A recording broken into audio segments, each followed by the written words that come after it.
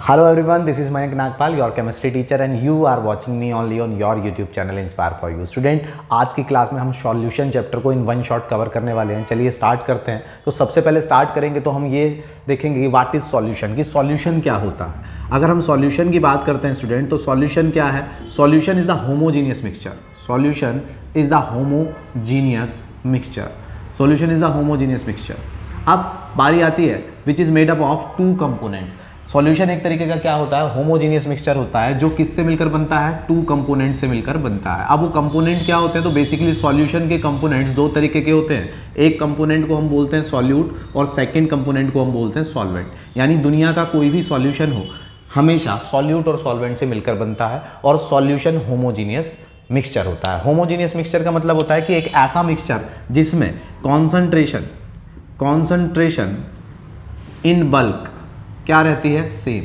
Concentration in bulk क्या रहती है? सेम। फॉर एग्जाम्पल, जैसे मैं कहूँ कि हमने एक पानी लिया यानी वाटर लिया एक कंटेनर में और इसके अंदर हमने क्या कर दिया? इसके अंदर हमने लेमन डाल दिया। तो लेमन यहाँ क्या है?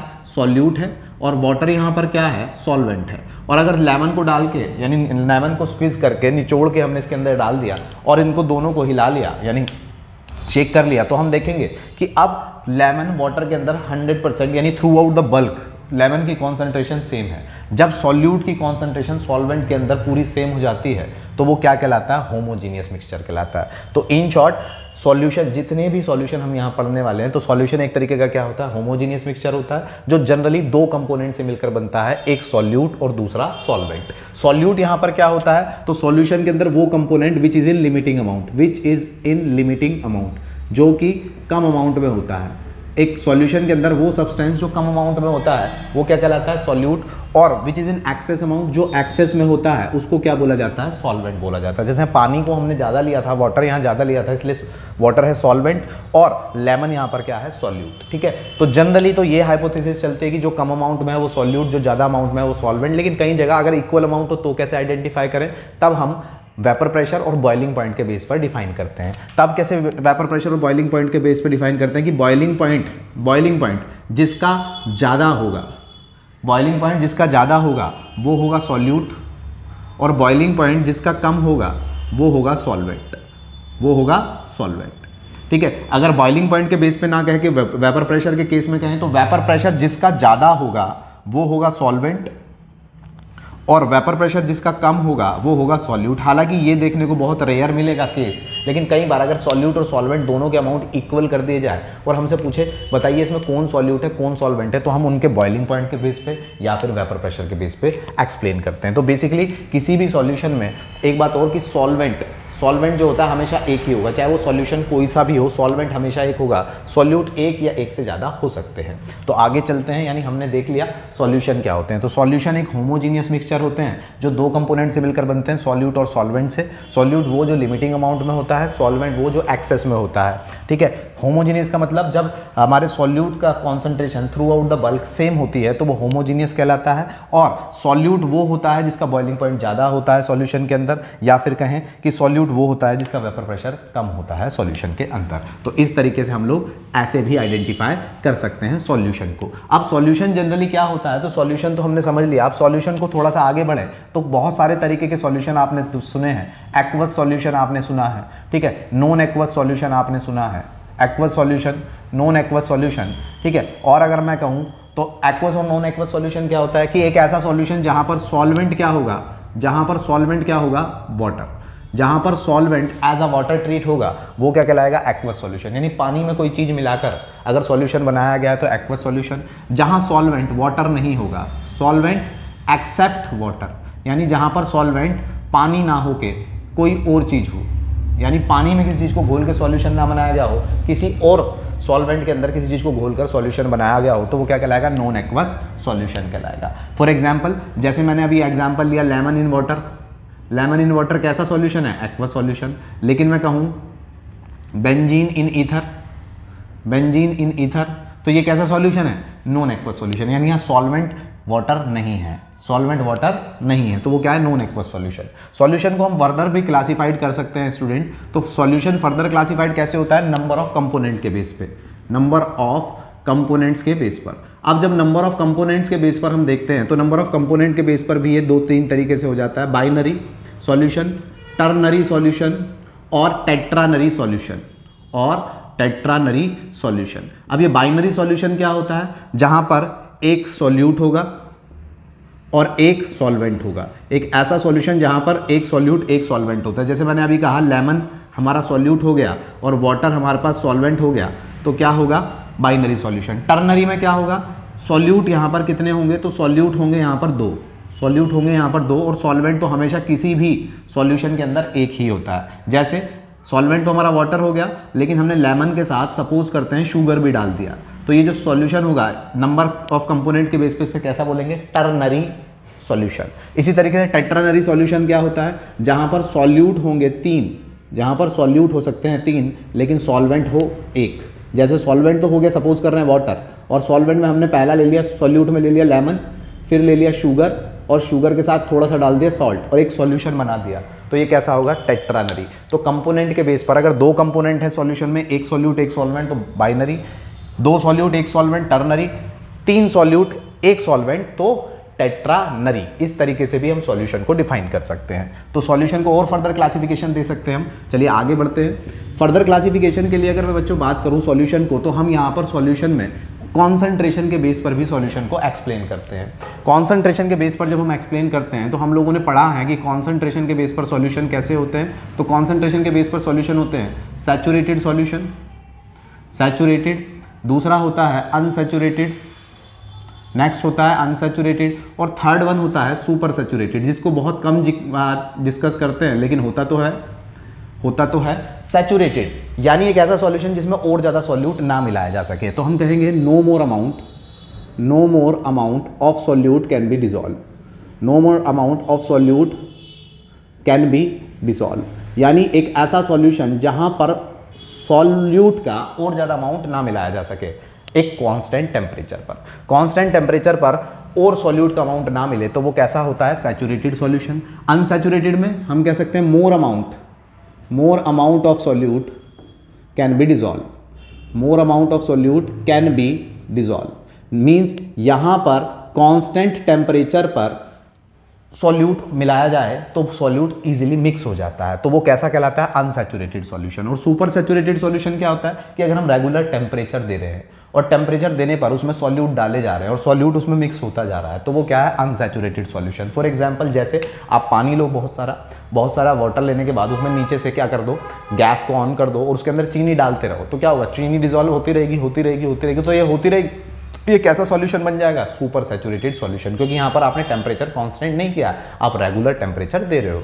तो ऐसा सॉल्यूशन क्या कहलाता है, सुपर सैचुरेटेड सॉल्यूशन। जहाँ पर सॉल्यूट नहीं मिलेगा वो सैचुरेटेड, जहाँ पर सॉल्यूट मिल जाएगा कांस्टेंट टेम्परेचर पर मिलता रहेगा वो अनसैचुरेटेड, और एक रेगुलर टेम्परेचर पर अगर सॉल्यूट मिल रहा है तो वो क्या कहलाएगा, सुपर सैचुरेटेड सॉल्यूशन कहलाएगा। तो इस तरीके से हमने सॉल्यूशंस को बेसिक क्लासिफिकेशन कर लिया, समझ लिया कि सॉल्यूशन क्या होते हैं। अब सॉल्यूशन के बाद बच्चों यहाँ आती है कि जब हम सॉल्यूशन की बात करते हैं तो सॉल्यूशन के केस में जब भी हम बात करेंगे तो यहाँ कॉन्सेंट्रेशन टर्म्स की बात होगी। सॉल्यूशन के केस में हमेशा कॉन्सेंट्रेशन टर्म्स की बात होंगी। तो कॉन्सेंट्रेशन टर्म्स कौन कौन सी हमको पढ़नी है, तो उनको डिस्कस करते हैं वन बाय वन। तो फर्स्ट कॉन्सेंट्रेशन टर्म होती है mass percentage. Second concentration term जो हम लोग डिस्कस करेंगे वो होगी मोल फ्रैक्शन। थर्ड जो हम लोग डिस्कस करेंगे वो होगी मोलैरिटी। और फोर्थ जो हम कॉन्सेंट्रेशन टर्म डिस्कस करेंगे बच्चों वो होगी मोलैलिटी। और फिफ्थ जो डिस्कस करेंगे वो होगी पीपीएम।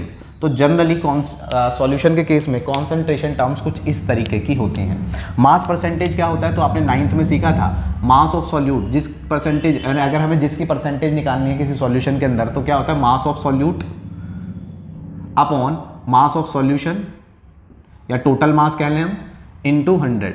तो जब हम ये करते हैं तो हमारे पास मास परसेंटेज आ जाती है। 9th में हमने ये सीखा है। लेकिन हमें क्या होता है न्यूमेरिकल में, हमें मास परसेंटेज बनवाता नहीं है, हमें तो मास परसेंटेज देता है। हमसे कहेगा 25% ग्लूकोज इज देयर, ऐसे कहीं वर्ड यूज करेगा न्यूमेरिकल के अंदर, हमें तो ये कंसेप्ट देगा।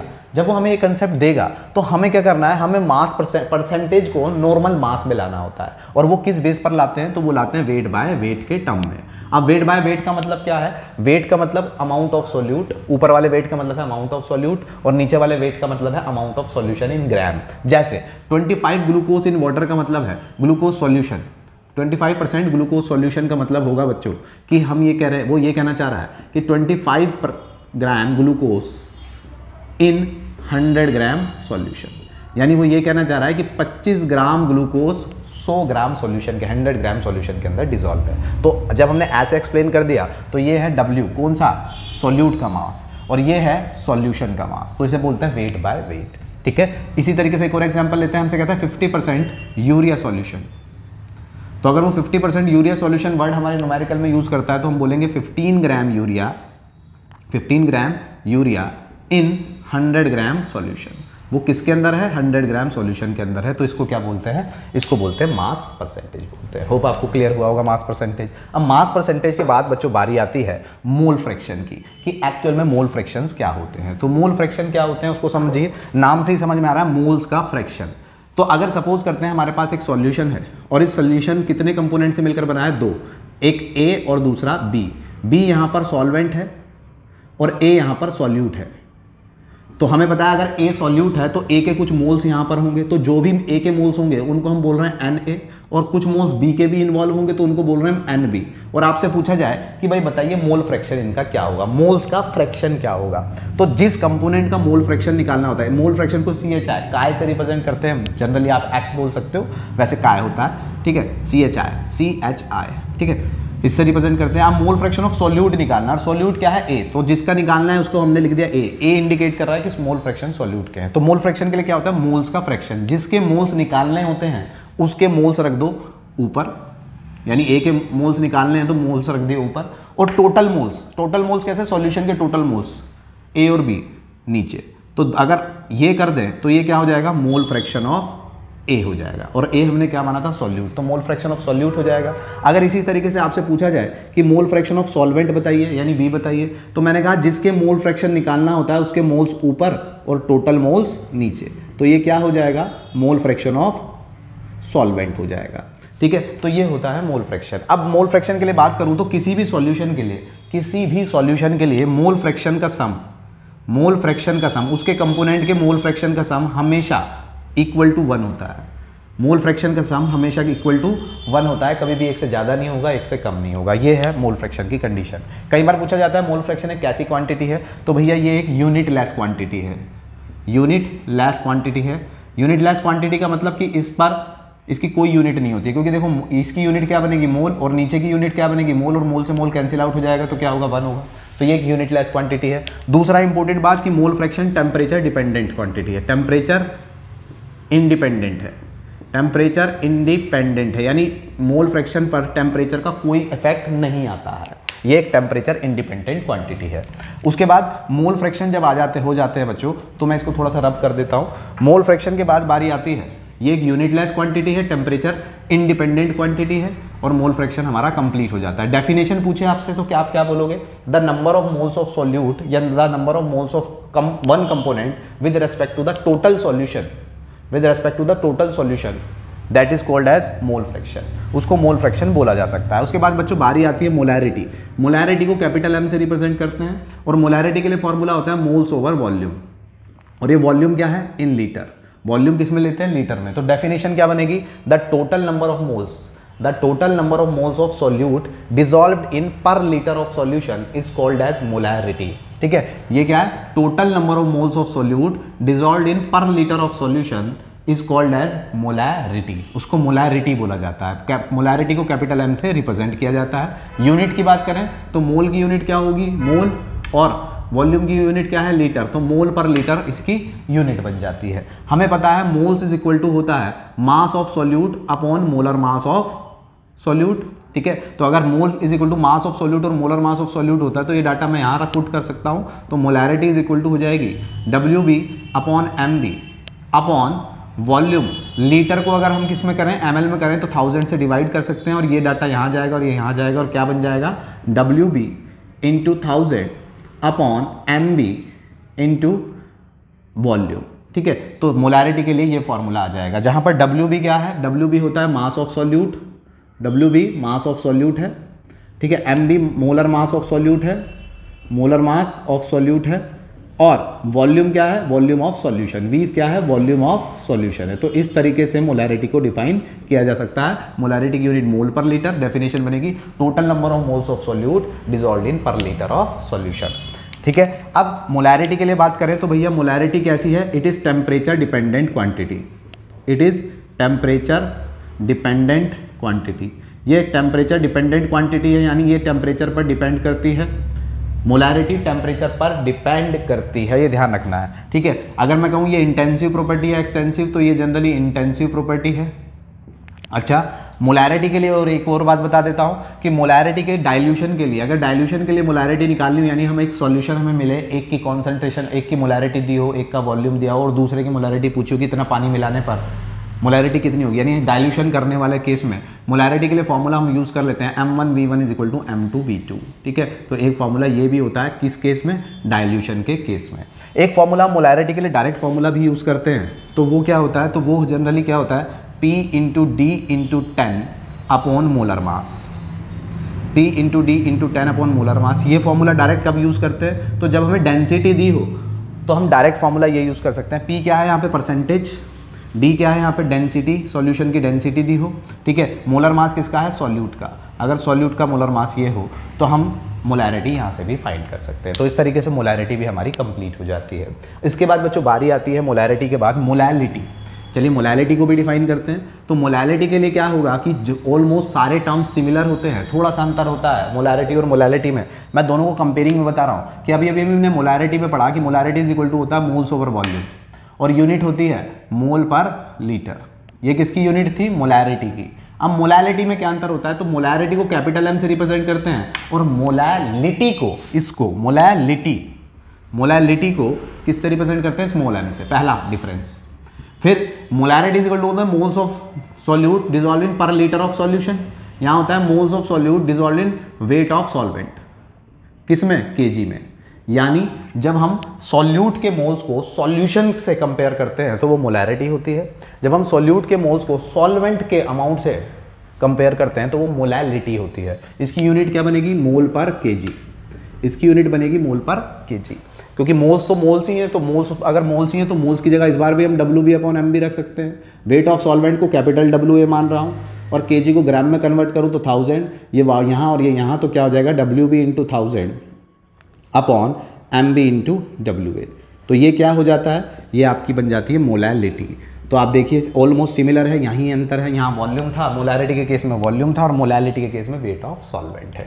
ठीक है, तो यूनिट आपकी पता लगी मोल पर केजी। अच्छा, ये कैसी क्वांटिटी होती है, तो ये टेम्परेचर इंडिपेंडेंट होती है, टेम्परेचर इंडिपेंडेंट, इसका टेम्परेचर पर कोई प्रभाव नहीं पड़ता है। ठीक है, ये टेम्परेचर इंडिपेंडेंट क्वांटिटी होती है, और वैसे भी ये भी इंटेंसिव प्रॉपर्टी होती है। तो इस तरीके से मोलैलिटी भी हो जाता है। और उसके बाद आता है ppm। ppm का मतलब होता है पार्ट्स पर मिलियन। पार्ट्स पर मिलियन का मतलब है कि कितने पार्ट सॉल्यूट के 1 मिलियन सॉल्यूशन के अंदर डिसॉल्व हैं, वही क्या कहलाता है, पार्ट्स पर मिलियन। तो होप आपको ये सारी कॉन्सेंट्रेशन टर्म्स कंप्लीट हो गए होंगे। अब बात करते हैं सॉल्युबिलिटी। सॉल्युबिलिटी क्या होता है, तो 1 बाय 1 अब सारी सॉल्युबिलिटी के टर्म, हेनरीज लॉ और सारी चीज़ें अब हम पढ़ेंगे। तो सबसे पहले हम डिस्कस कर रहे हैं कि सॉल्युबिलिटी क्या होती है।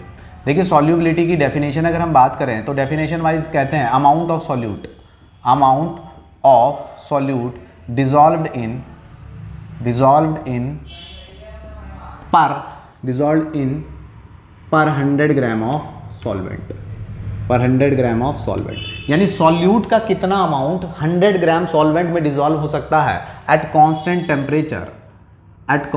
टेम्परेचर, वही क्या कहलाती है, सॉल्युबिलिटी। फॉर एग्जांपल जैसे हम NaCl की जो सॉल्युबिलिटी होती है वो 36 ग्राम पर 100 ग्राम होती है एट कांस्टेंट टेम्परेचर पर। इसका मतलब क्या है कि 100 ग्राम 100 ग्राम वाटर के अंदर अगर हम 36 ग्राम NaCl डिसॉल्व कराते हैं कांस्टेंट टेम्परेचर पर तो डिसॉल्व हो जाता है। मींस 100 ग्राम में केवल 36 ग्राम नमक ही घुलेगा, 37वां ग्राम घोलोगे कांस्टेंट टेम्परेचर पर तो वो नीचे बैठना स्टार्ट हो जाएगा।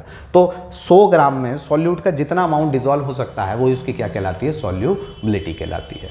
ठीक है, हम 100 ग्राम से कंपेयर करते हैं, जैसे हमारे ये आया है तो अगर यही रेशो बढ़ा दे, अगर मैं कहूँ कि भाई मैं तो 1000 ग्राम में कंपेयर करूँगा तो 1000 अगर 36 ग्राम 100 ग्राम में कवर होता है तो 1000 ग्राम में कितना डिसॉल्व हो जाएगा, 360 ग्राम। तो ये रेशो बढ़ सकता है, लेकिन हम स्मॉलेस्ट रेशो से कंपेयर करते हैं तो 100 ग्राम पर 100 ग्राम कोई सॉल्यूट कितना डिजॉल्व हो सकता है सॉल्वेंट के अंदर, वही क्या कहलाती है, सॉल्युबिलिटी कहलाती है। अब सॉल्युबिलिटी बेसिकली क्या होती है, तो सॉल्युबिलिटी कुछ फैक्टर्स पर डिपेंड करती है, ठीक है। और वो फैक्टर्स क्या हैं, तो फर्स्ट फैक्टर यहाँ पर होता है nature of solute, nature of solute. Second factor होता है यहाँ पे nature of solvent, nature of solvent. Third factor होता है यहाँ पर टेम्परेचर, थर्ड फैक्टर होता है यहाँ पर टेम्परेचर।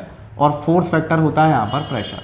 तो in short solubility in 4 factors पर डिपेंड करती है। कैसे कैसे इन फैक्टर्स पर डिपेंड करती है, ये अब हम केस लेंगे और 1 बाय 1 इनको एक्सप्लेन करेंगे। चलिए स्टार्ट करते हैं। तो ये जो 4 फैक्टर्स हैं, और अगर हम इनमें केस लें तो पहला फर्स्ट केस हम लोग क्या बना रहे हैं, तो फर्स्ट केस हम लोग बना रहे हैं solubility, solubility of solids, solubility of solids in liquid, कि किसी सॉलिड को अगर किसी लिक्विड में डाला जाए तो उसकी सॉल्युबिलिटी क्या होगी। तो किसी सॉलिड को अगर किसी लिक्विड में डाला जाए तो उसकी सॉल्युबिलिटी किस बात पर डिपेंड करती है, तो इन 4 फैक्टर पर। नेचर ऑफ सॉल्यूट, वो सॉलिड कैसा है, नेचर ऑफ सॉल्वेंट, वो सॉल्वेंट कैसा है, टेम्परेचर उस समय क्या है, और प्रेशर क्या है। तो ये 4 फैक्टर्स काम करेंगे 1 बाय 1। अब ये जो 2 फैक्टर हैं, ये किस बेसिस पर काम करते हैं, ये बेसिस पर काम करते हैं like dissolve like. Like dissolve like का मतलब होता है बच्चों कि जो जिसको पसंद करेगा उसके साथ रहना चाहेगा। अब जो जिसको पसंद करेगा उसके साथ रहना चाहेगा का मतलब कि अगर सॉल्यूट और सॉल्वेंट का नेचर सिमिलर है तो सॉल्युबिलिटी ज़्यादा होगी, अगर सॉल्यूट और सॉल्वेंट का नेचर सिमिलर नहीं है तो सॉल्युबिलिटी कम हो जाएगी। फॉर एग्जाम्पल मैंने कहा वाटर, वाटर हमारा सॉल्वेंट है और हमें पता है वाटर जो होता है H2O, ये नेचर में कैसा होता है, पोलर। इसी तरीके से हमने क्या कहा, हमने NaCl डाला, तो NaCl भी नेचर में कैसा होता है, पोलर। तो क्या होगा, जब दोनों पोलर हैं तो लाइक डिजॉल्व लाइक को फॉलो करेंगे, यानी ये वाटर है सॉल्वेंट और NaCl है सॉल्यूट, दोनों नेचर में कैसे हैं, similar. Like dissolve like follow करेंगे, दोनों एक दूसरे को पसंद करेंगे क्योंकि दोनों नेचर में सेम है। तो क्या होगा, इनकी सॉल्युबिलिटी ज़्यादा होगी, यानी ये ज़्यादा डिजॉल्व हो पाएगा। वहीं अगर मैं कहूँ कि मैंने ले लिया वाटर, सॉल्वेंट तो हमारे पास वाटर ही है, लेकिन मैंने इसके अंदर क्या डाल दिया, बेंजीन, मैं इसके अंदर डिजॉल्व करा रहा हूँ बेंजीन। तो बेंजीन क्या है, वाटर तो है पोलर, और बेंजीन कैसा कंपाउंड है, नॉन पोलर। अब नॉन पोलर को पोलर में डिजॉल्व कराएंगे तो सॉल्युबिलिटी क्या हो जाएगी, डिक्रीज, कम हो जाएगी। तो सॉल्युबिलिटी कम क्यों हो जाएगी, क्योंकि वो लाइक डिजॉल्व लाइक को फॉलो नहीं कर रहे हैं, दोनों का नेचर सिमिलर नहीं है। तो सॉल्युबिलिटी इस बात पर डिपेंड करती है कि नेचर ऑफ सॉल्यूट और नेचर ऑफ सॉल्वेंट का दोनों का नेचर कैसा है। अगर दोनों का नेचर ऑलमोस्ट सिमिलर है तो सॉल्युबिलिटी ज़्यादा होगी, दोनों का नेचर ऑलमोस्ट सिमिलर नहीं है तो सॉल्युबिलिटी कम होगी। क्लियर होती है बात। उसके बाद बच्चों बारी आती है टेम्परेचर की, यानी टेम्परेचर का कैसे इफेक्ट करता है। अगर solubility of solid in liquid, किसी लिक्विड के अंदर हम किसी सॉलिड को डाल रहे हैं, तो बताइए भाई टेम्परेचर बढ़ाने या घटाने से क्या होगा। तो देखो सॉलिड को अगर आप लिक्विड में डालोगे तो ली चैटलियर प्रिंसिपल के हिसाब से, ली चैटलियर प्रिंसिपल के हिसाब से सॉल्युबिलिटी घटती भी है और बढ़ती भी है। घटती भी है बढ़ती भी है क्या मतलब कि ली चैटलियर प्रिंसिपल के हिसाब से 2 केसेस में हम एक्सप्लेन कर सकते हैं कि टेम्परेचर कैसे इफेक्ट करेगा। यानी अगर रिएक्शंस 2 केस बन जाएंगे, अगर रिएक्शन एक्सोथर्मिक का केस है और अगर रिएक्शन में एंडोथर्मिक का केस है। तो यहाँ पर जब किसी सॉलिड को किसी लिक्विड में मिलाया जाता है तो जनरली 2 केस की प्रोबेबिलिटी होती है कि केस 1 एक्सोथर्मिक भी हो सकता है और केस 2 एंडोथर्मिक भी हो सकता है। तो ली चैटलियर प्रिंसिपल कहता है कि अगर रिएक्शन एक्सोथर्मिक है, अगर रिएक्शन एक्सोथर्मिक है यानी किसी सॉलिड को किसी लिक्विड में डालने पर हमें हीट नहीं दी, हीट अपने आप ही इवॉल्व होने लगी, तो रिएक्शन एक्सोथर्मिक होगी। और अगर रिएक्शन एक्सोथर्मिक है तो यहाँ पर टेम्परेचर इंक्रीज करने से, एक्सोथर्मिक के केस में टेम्परेचर इंक्रीज करने से सॉल्युबिलिटी क्या होने लगेगी बच्चों, डिक्रीज। सॉल्युबिलिटी क्या होने लगेगी, डिक्रीज होने लगेगी। लेकिन अगर केस एंडोथर्मिक का है, यानी हमने किसी सॉल्यूट को सॉल्वेंट में डाला और वो डिसॉल्व नहीं हो रहा है और हम उसमें टेम्परेचर दे रहे हैं, तो टेम्परेचर देने से वो डिसॉल्व होना स्टार्ट हो जाएगा। इसका मतलब कि अगर हम यहाँ पर एंडोथर्मिक के केस में टेम्परेचर इंक्रीज करते हैं तो सॉल्युबिलिटी भी क्या हो जाएगी, इंक्रीज हो जाएगी, सॉल्युबिलिटी भी इंक्रीज हो जाएगी। तो एंडोथर्मिक के केस में टेम्परेचर बढ़ाने पर सॉल्युबिलिटी बढ़ती है, एंडोथर्मिक के केस में टेम्परेचर बढ़ाने पर सॉल्युबिलिटी घटती है according to Le Chatelier principle. और कब बात कर रहे हैं, जब किसी सॉलिड को किसी लिक्विड में डाला जाता है। अब फोर्थ फैक्टर की बात आती है प्रेशर। तो प्रेशर कैसे काम करेगा, तो आप समझिए कि pressure no effect will be observe. यहाँ पर कोई इफेक्ट नहीं दिखाएगा प्रेशर को आप बढ़ाओ, प्रेशर को घटाओ, कोई इफेक्ट नहीं आएगा सॉलिड की सॉल्युबिलिटी किस में, लिक्विड में। क्यों, क्योंकि लिक्विड और सॉलिड दोनों ही कैसे होते हैं, इनकम्प्रेसिबल होते हैं। लिक्विड और सॉलिड दोनों ही कैसे होते हैं स्टूडेंट, इनकम्प्रेसिबल। और अगर ये दोनों ही इनकम्प्रेसिबल होते हैं तो प्रेशर का कोई इफेक्ट नहीं आता है। तो हमने कौन सा केस पढ़ा, solubility of solid in liquid, यानी पहला nature of solute, nature of solvent, like dissolve like. Temperature बढ़ाने पर एक्सोथर्मिक के केस में सॉल्युबिलिटी घटेगी और एंडोथर्मिक के केस में टेम्परेचर बढ़ाने पर सॉल्युबिलिटी बढ़ेगी। ठीक है, प्रेशर का कोई इफेक्ट नहीं आएगा। ठीक है, तो ये था सॉल्युबिलिटी। अब बारी आती है कि अगर हम सॉल्युबिलिटी के फैक्टर को थोड़ा सा फिर दोबारा चेंज कर दें, तो आपने ये देख लिया होगा। इसके बाद आगे बढ़ें तो हम क्या कहेंगे, अगर हम सॉल्युबिलिटी के फैक्टर को थोड़ा सा चेंज कर दें बच्चों, तो चेंज में क्या होगा वो समझ रहे हैं। चेंज का मतलब है कि इस बार सॉल्युबिलिटी ऑफ गैसेज, इस बार सॉलिड मिला रहे थे, इस बार क्या मिलाएंगे, gas. Solubility of gases in liquid, अगर किसी गैस को लिक्विड में डाला जाए तो सॉल्युबिलिटी क्या होगी, तो फिर वही नेचर ऑफ सॉल्यूट और नेचर ऑफ सॉल्वेंट पर डिपेंड करेगा। सपोज करते हैं हमारे पास नेचर ऑफ सॉल्वेंट तो है, नेचर ऑफ सॉल्वेंट यानी सॉल्वेंट तो है पोलर, पोलर का मतलब वाटर है हमारे पास। और वाटर में हम दो केसेस बना रहे हैं कि हम या तो O2 डाल रहे हैं या Cl2 डाल रहे हैं या H2 डाल रहे हैं या N2 डाल रहे हैं। और एक केस में एक दूसरे कंटेनर में हम क्या मिक्स कराने की कोशिश कर रहे हैं, HCl गैस, ठीक है, NH3 अमोनिया गैस या फिर CO2 गैस, इनमें से कोई एक और यहाँ भी कोई एक। तो बताइए यहाँ सॉल्युबिलिटी ज़्यादा होगी या यहाँ, यानी पानी में ये गैस ज़्यादा डिजॉल्व होंगी या ये वाली। तो बच्चों पानी में, क्योंकि वाटर का नेचर कैसा है, पोलर, पोलर मीन्स इनके ऊपर एनी हाउ कैसे भी चार्ज आए तो वो पोलर बन जाएगा। अब HCl का नेचर कैसा है, इस पर चार्ज आता है, हमें पता है H+Cl-। अमोनिया पर भी चार्ज आएगा, है ना, N-H+, या फिर दोनों का डिफरेंस देखें, CO2 पर भी चार्ज आएगा।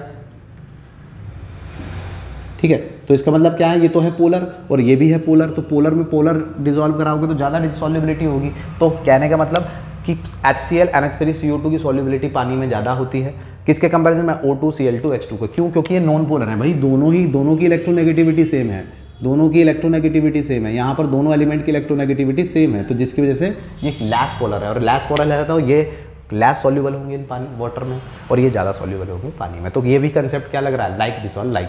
उसके बाद बच्चों बारी आती है टेम्परेचर की, कि टेम्परेचर पर क्या होता है। तो अगर आप टेम्परेचर यहाँ पर बढ़ाओगे, if you increase the temperature, temperature बढ़ाओगे कब, गैसेस के केस में, यानी गैस पानी के अंदर है और आपने टेम्परेचर बढ़ाया, तो गैस टेम्परेचर बढ़ाने पर गैस निकल के बाहर चली जाएगी, एकदम भागेगी। टेम्परेचर बढ़ाने पर गैस क्या होगी, बाहर भागेगी पानी से। तो इसका मतलब टेम्परेचर इंक्रीज करने पर गैसेस की सॉल्युबिलिटी क्या हो जाती है, डिक्रीज। ठीक है, तो टेम्परेचर कैसे इफेक्ट करता है गैसेस पर, गैस इन लिक्विड के केस में टेम्परेचर इंक्रीज करोगे सॉल्युबिलिटी डिक्रीज हो जाएगी।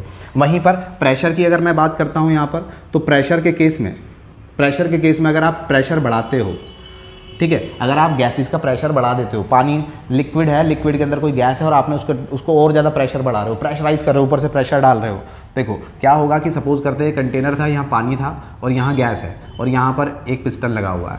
ठीक है, तो सॉल्युबिलिटी कुछ ना कुछ होगी, लेकिन मैंने क्या किया, इस पिस्टन पर प्रेशर बढ़ाना शुरू किया, बाहर से प्रेशर लगाना शुरू किया, तो ये पिस्टन मूव करता हुआ यहाँ आ गया। अब पिस्टन मूव करता हुआ यहाँ आ गया, जो यहाँ की गैसेस थी वो कहाँ चली जाएंगी, लिक्विड के अंदर। तो प्रेशर बढ़ाने पर क्या हुआ, सॉल्युबिलिटी इंक्रीज हो गई। तो प्रेशर बढ़ाने पर, प्रेशर इंक्रीज करने पर सॉल्युबिलिटी भी क्या हो जाती है, इंक्रीज। किस केस में, गैसेस इन लिक्विड के केस पे। क्लियर होता है ये बात। अब इसी बात को एक्सप्लेन कर रहे थे, एक्सप्लेन करने के लिए कौन आए, हेनरीज। हेनरीज ने दिया अपना लॉ, और जिसे हम बोलते हैं हेनरीज लॉ। अब हम वो डिस्कस करेंगे। चलिए, इसको देख लिया होगा आपने। अब बारी आती है हेनरीज लॉ की, कि हेनरीज लॉ क्या है। सॉल्युबिलिटी के केसेस में हेनरी ने एक्सप्लेन किया, उन्होंने कहा कि देखिए कोई लिक्विड है, सपोज करते हैं वाटर है, और कोई दूसरी गैस, लिक्विड वाली भी गैस नहीं, यानी H2O की वेपर्स नहीं, कोई दूसरी गैस हम इसमें डाल रहे हैं।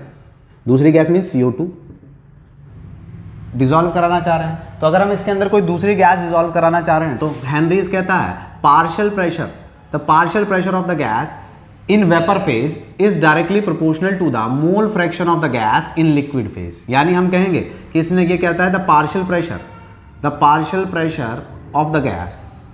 of the gas in liquid phase, in vapor phase, sorry, the partial pressure of the gas in vapor phase is directly proportional to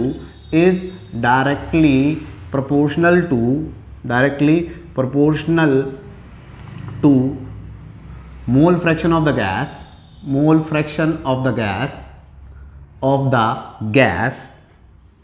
in liquid phase। In liquid phase. यानी Henrys ने इस बात को कहा कि अगर आप इस गैस का वेपर प्रेशर पता करना चाहते हो, यहां पर प्रेशर पता करना चाहते हो, तो आप अगर इस गैस के कितने मोल्स इस लिक्विड में डिसॉल्व हैं ये पता कर लो, तो आपको यहां पता लग जाएगा कि यहां पर उस गैस का प्रेशर कितना है। तो उसने कहा कि partial pressure of the gas in vapour phase, vapour phase में जो गैस का पार्शियल प्रेशर है वो डायरेक्टली प्रोपोर्शनल है किसके, मोल फ्रैक्शन के, उसी गैस के मोल फ्रैक्शन के इन लिक्विड फेज। यानी लिक्विड में उस गैस के कितने मोल्स डिसॉल्व हैं, अगर आप ये पता कर लेते हो तो आप ये बता दोगे कि यहां पर कितना गैस का पार्शियल प्रेशर है। तो partial pressure of the gas is directly proportional to the partial pressure of the gas in vapour phase is directly proportional to the mole fraction of the gas in liquid phase. ये था Henry's law. अब Henry's law ने कहा कि means अगर आप यहां pressure बढ़ाओगे तो गैस की सॉल्युबिलिटी बढ़ेगी, और अगर आप यहां प्रेशर घटाओगे तो गैस की सॉल्युबिलिटी घटेगी। और सॉल्युबिलिटी किस बात पर डिपेंड कर रही है, मोल फ्रैक्शन पर। तो इस प्रोपोर्शनलिटी के साइन को हटाने के लिए कांस्टेंट लाए जिसका था KH। अभी KH क्या है, तो दिस इज हेनरीज कांस्टेंट। ये हर गैस के लिए अलग अलग होता है, हर गैस के लिए अपना एक कांस्टेंट होता है KH। अब KH को अगर मैं यहाँ सेपरेट करूँ तो KH इज इक्वल टू क्या हो जाएगा, प्रेशर अपॉन मोल फ्रैक्शन, यानी ये नीचे आ जाएगा। तो प्रेशर अपॉन मोल फ्रैक्शन का मतलब है कि KH इनवर्सली प्रोपोर्शनल किसके होता है, सॉल्युबिलिटी के, क्योंकि मोल फ्रैक्शन किस पर डिपेंड कर रहा है, मोल फ्रैक्शन किसको डिसाइड कर रहा है, सॉल्युबिलिटी को। तो KH किसके इनवर्सली प्रोपोर्शनल है, सॉल्युबिलिटी के। मीन्स अगर KH की वैल्यू हाई है, अगर KH की वैल्यू ज़्यादा होती है तो सॉल्युबिलिटी क्या हो जाएगी, कम, तो उस गैस की सॉल्युबिलिटी कम होगी। ठीक है, अगर हमसे कहता है कि हमारे पास दो गैसेज हैं, एक गैस की KH की वैल्यू 2 × 10⁻³ है और एक की 3 × 10⁻² है, ठीक है, KH की वैल्यू, तो बताइए सॉल्युबिलिटी किसकी ज़्यादा होगी, तो जिसकी KH ज़्यादा होगी उसकी सॉल्युबिलिटी कम होगी। तो इसकी KH ज़्यादा है तो इसकी सॉल्युबिलिटी कम है, और इसकी KH कम है तो इसकी सॉल्युबिलिटी ज़्यादा है। तो KH कई बार डिसाइड करता है कि अगर किसी गैस के लिए KH की वैल्यू ज़्यादा होगी तो सॉल्युबिलिटी कम होगी, और अगर KH की वैल्यू कम होगी तो सॉल्युबिलिटी ज़्यादा होगी। दूसरी बात कि ये जो KH है, KH डायरेक्टली प्रोपोर्शनल होता है टेम्परेचर के। KH डायरेक्टली प्रोपोर्शनल होता है टेम्परेचर का मतलब कि KH की वैल्यू अगर टेम्परेचर हम इंक्रीज करते हैं तो हमें पता है सॉल्युबिलिटी भी इंक्रीज होगी, और अगर सॉल्युबिलिटी डिक्रीज हुई तो क्या होगा, देखो हम डायरेक्टली प्रोपोर्शनल का मतलब है कि अगर हमें टेम्परेचर इंक्रीज करते हैं तो सॉल्युबिलिटी डिक्रीज होगी। हमें अभी पढ़ा है कि टेम्परेचर इंक्रीज करने पर सॉल्युबिलिटी डिक्रीज होती है, और जब हम टेम्परेचर इंक्रीज करेंगे तो KH भी इंक्रीज होगा, और अगर KH इंक्रीज हुआ तो सॉल्युबिलिटी घटेगी। तो KH डायरेक्टली प्रोपोर्शनल टेम्परेचर के भी होता है, ये भी आपको पता होने चाहिए। इसके बाद बच्चों बारी आती है हेनरीज में कि applications of Henry's law. Henry's law की एप्लीकेशंस क्या क्या होती हैं, तो एप्लीकेशंस ऑफ हेनरीज लॉ में पहला, इन सॉफ्ट ड्रिंक्स, मैं केवल शॉर्ट में लिख रहा हूँ, इन सॉफ्ट ड्रिंक्स में हेनरीज लॉ एप्लीकेबल होता है। दूसरा, in for scuba divers, in scuba divers में यूज कर, वहाँ कंडीशन लगती है ये at higher altitude, at higher altitudes पर भी क्या होता है, हेनरीज लॉ एप्लीकेबल होता है। अब इन सॉफ्ट ड्रिंक्स में कैसे होता है, तो देखो सॉफ्ट ड्रिंक, जितनी भी सॉफ्ट ड्रिंक होती हैं उसके अंदर कौन सी गैस डिसॉल्व होती है, CO2। और CO2 कैसे डिसॉल्व होती है, क्योंकि जब सॉफ्ट ड्रिंक मार्केट से आती है तो उसका प्रेशर क्या होता है, बहुत ज़्यादा। प्रेशर बहुत ज़्यादा होने का मतलब क्या है कि जितना ज़्यादा प्रेशर होगा उतनी गैस वहाँ पर होगी, और जैसे आप ढक्कन खोलते हो, प्रेशर कम करते हो, गैस निकल जाती है। तो सॉफ्ट ड्रिंक्स में क्या होता है, हेनरीज लॉ एप्लीकेबल होता है। इन स्कूबा डाइवर्स कौन होते हैं, जो पानी में गोताखोर, जो पानी में जाते हैं, तो पानी में जाते हैं तो स्कूबा डाइवर्स मुंह पर मास्क लगा कर जाते हैं और पीछे गैस का एक सिलेंडर लेके जाते हैं। तो जो गैस का सिलेंडर होता है वो कौन सी गैसेस का सिलेंडर होता है, वो हल्की गैसेस का सिलेंडर होता है, जैसे उसमें नियॉन, हीलियम और ऑक्सीजन गैस, यानी नाइट्रोजन, हीलियम और ऑक्सीजन गैस का सिलेंडर होता है। वो क्या होता है कि अगर वो सिलेंडर नहीं लेके जाएंगे तो डेप्थ में जाने पर, जितना ज़्यादा वो नीचे जाएंगे उतना ज़्यादा प्रेशर लगेगा उन पर, और प्रेशर लगेगा तो प्रेशर बढ़ने पर गैसेस की सॉल्युबिलिटी बढ़ेगी, और सॉल्युबिलिटी यानी N2 का अमाउंट हमारे ब्लड के अंदर ज़्यादा हो जाएगा, और N2 का अमाउंट ब्लड के अंदर ज़्यादा होने से क्या होगा कि वो हमारे ब्लड में क्लॉट बनाना शुरू कर देगा, या हम कहें बबल्स बनाना शुरू कर देगा, जिससे हमें पेन, स्कूबा डाइवर्स को पेन फील होगा। जिसकी वजह से पेन फील ना हो, क्योंकि वो बहुत डेप्थ में जाते हैं तो वहाँ प्रेशर बहुत ज़्यादा होता है, तो उस प्रेशर को रिड्यूस करने के लिए वो हल्की गैसेस का cylinder, like neon, helium type की गैसेस, लेस रिएक्टिव और हल्की गैसेस का सिलेंडर मास्क लगाकर जाते हैं, ताकि वो प्रेशर पड़ने पर भी क्या हो ना, उस पर इफेक्ट ना पड़े। तो स्कूबा डाइवर्स में इसका यूज़ होता है। और तीसरा है हायर एल्टीट्यूड। हायर एल्टीट्यूड पर क्या होता है कि जब आप हाइट पर जाते हो तो हाइट पर जाने पर ऑक्सीजन का लेवल कम हो जाता है, यानी प्रेशर बढ़ जाता है, सॉल्युबिलिटी कम हो जाती है। वहाँ प्रेशर ज़्यादा होता है, गैसेस की सॉल्युबिलिटी कम हो जाती है। अब हायर एल्टीट्यूड्स पर क्या होता है, हायर एल्टीट्यूड्स पर जाने पर आदमी को एनॉक्सिया होने लगता है, चक्कर आने लगते हैं, वीकनेस फील होती है। तो वहाँ पर भी कौन सा लॉ एप्लीकेबल होता है, हेनरीज लॉ। स्कूबा डाइवर्स के केस में हेनरीज लॉ एप्लीकेबल होता है, और सॉफ्ट ड्रिंक के केस में क्या होता है, हेनरी लॉ एप्लीकेबल होता है। ये तीन एप्लीकेशंस हेनरीज लॉ की हैं। एप्लीकेशंस हो गई हैं, तो अब बात करते हैं वेपर प्रेशर की। वेपर प्रेशर क्या होता है, तो अब देखते हैं वेपर प्रेशर। वेपर प्रेशर की जब हम बात करें स्टूडेंट, तो वेपर प्रेशर जनरली क्या होता है, पहले ये समझेंगे वेपर प्रेशर क्या होता है। ठीक है, वेपर प्रेशर। अब वेपर प्रेशर की बात करें तो द प्रेशर, इसके लिए हम क्या कहते हैं, the pressure exerted by, the pressure exerted by vapours, the pressure exerted by vapours over the surface of liquid, over the surface of liquid at equilibrium of liquid at equilibrium। अब इसका मतलब क्या है, उस बात को एक्सप्लेनेशन देते हैं। हम कह रहे हैं कि अगर हमारे पास कोई लिक्विड है, ठीक है, हमारे पास कोई लिक्विड है और लिक्विड के बाद हमारे पास एक कंटेनर बंद है, ठीक है, और यहाँ पर गैसेस हैं, तो लिक्विड की सरफेस पर यहाँ पर लगने वाला pressure, the pressure exerted bye over the surface of liquid, the pressure exerted bye gases over the surface of liquid, in gases की वजह से लिक्विड की सरफेस पर लगने वाले प्रेशर को क्या बोला जाता है, इसी को बोला जाता है क्या, वेपर प्रेशर। तो होप आपको वेपर प्रेशर क्लियर हुआ होगा। अब वेपर प्रेशर के बाद वेपर प्रेशर को और ज़्यादा डिफाइन करने के लिए हमारे पास एक साइंटिस्ट थे जिनका नाम था राउल्स। राउल्स ने एक कंडीशन दी और उन्होंने क्या समझाया, वो आप समझते हैं कि राउल्स लॉ क्या था। तो हम लोग डिस्कस करेंगे राउल्स लॉ। राउल्स लॉ ने दो कंडीशन दी थी, उसको समझने के लिए पहले हम बात कर लेते हैं थोड़ी सी, कि हम यहाँ पर बात कर रहे हैं कि सपोज करते हैं कोई कंटेनर है ए और इसके अंदर कोई कंपोनेंट ए भरा हुआ है, कोई कंपोनेंट ए भरा हुआ है और ये बंद है, तो सीधी सी बात है यहाँ भी कोई प्रेशर लग रहा होगा लिक्विड की सरफेस पर गैसेस की वजह से। तो गैसेस की वजह से जो प्रेशर लग रहा होगा, क्योंकि यहाँ कोई और दूसरा कंपोनेंट तो है ही नहीं, यहाँ एक ही कंपोनेंट है, तो वो क्या है, P A, pressure of P A की वजह से है, और क्योंकि ए की वजह से ही है तो ये क्या है, प्योर प्रेशर।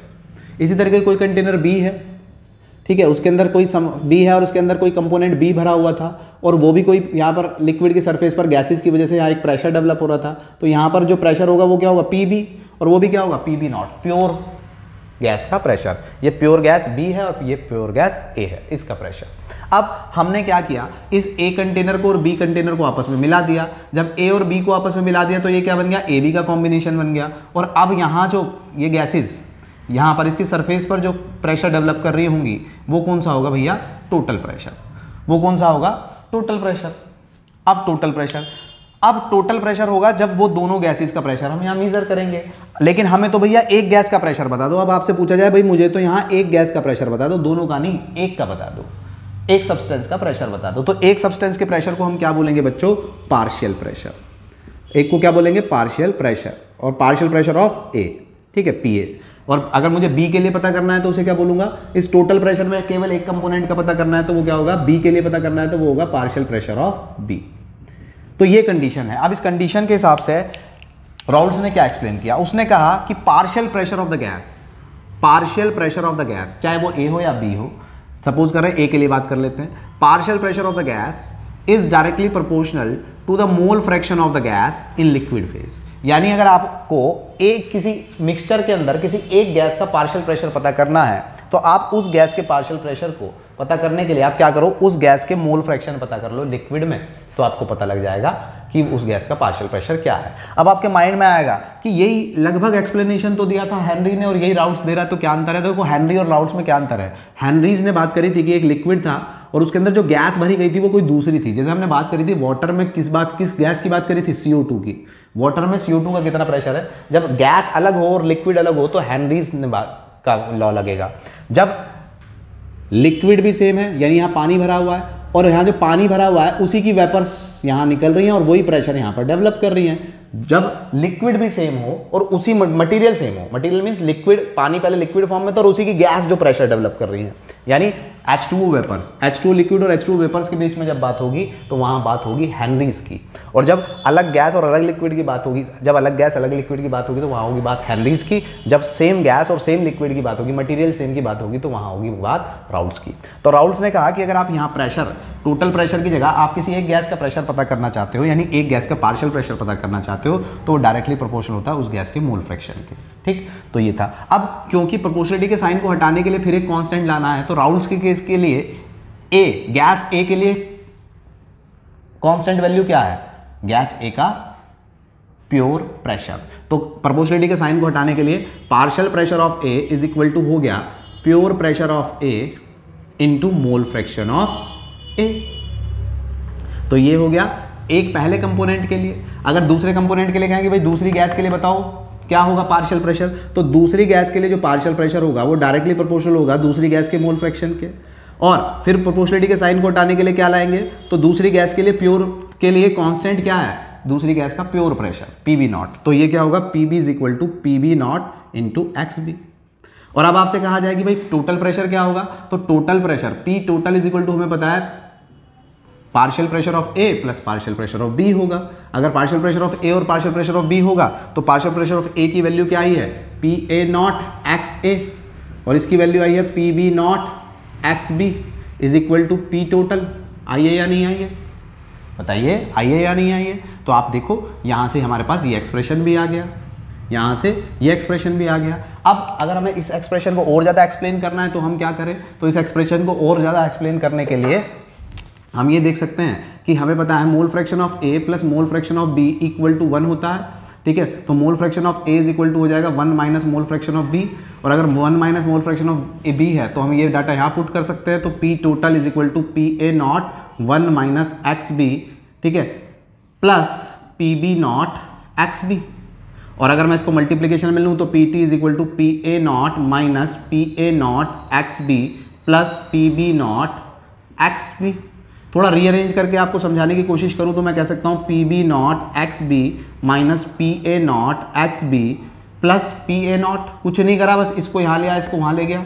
अब इन दोनों में कॉमन क्या है, एक्स बी, तो मैं यहाँ कहूँ P T is equal to X B common लेके P B naught minus P A naught plus P A naught. तो ये एक एक्सप्रेशन आ गया हमारे पास, this is the final expression. तो हम ये एक्सप्रेशन यूज कर सकते हैं राउल्ट्स लॉ के लिए।